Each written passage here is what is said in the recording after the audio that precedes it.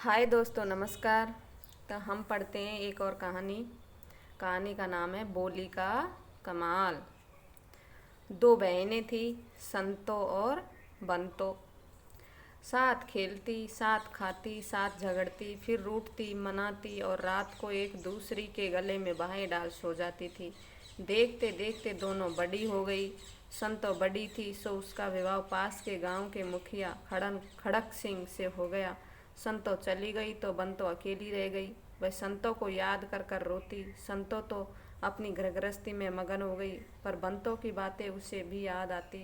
एक दिन माँ ने बंतो से कहा, बहन को इतना याद करती है, जा कुछ दिन उसके पास रह आ। बंतो खुशी खुशी संतो की ससुराल पहुंची।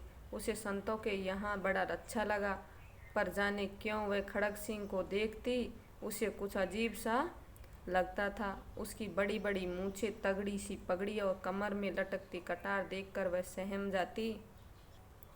जीजा ने भी उससे कभी हंसकर बात नहीं की थी। एक बार खड़ग सिंह चौपाल पर बैठ गांव के लोगों से बतिया रहा था। घर में संता भोजन के लिए उसका इंतजार कर रही थी। बहुत देर हो गई तो संतों ने बंतो से कहा, जा बंतो, अपने जीजा को बुला ला।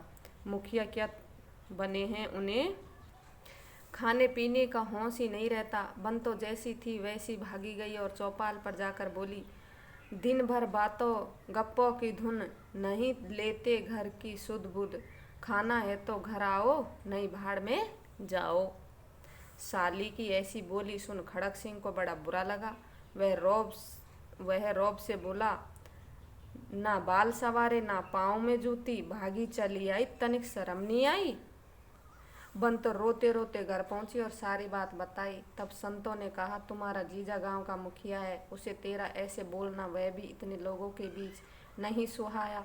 अब की बार जैसे मैं कहती हूँ वैसे बुलाना, कहकर संतों के कान में कुछ कहा। बंतो दोबारा सच संवर कर गई और बोली, सिर पर पगड़ी लटके, कमर में कटार, राजा जैसे जीजा, मेरे भोजन है तैयार।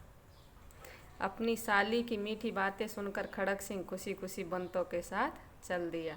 यही है बोली का कमाल।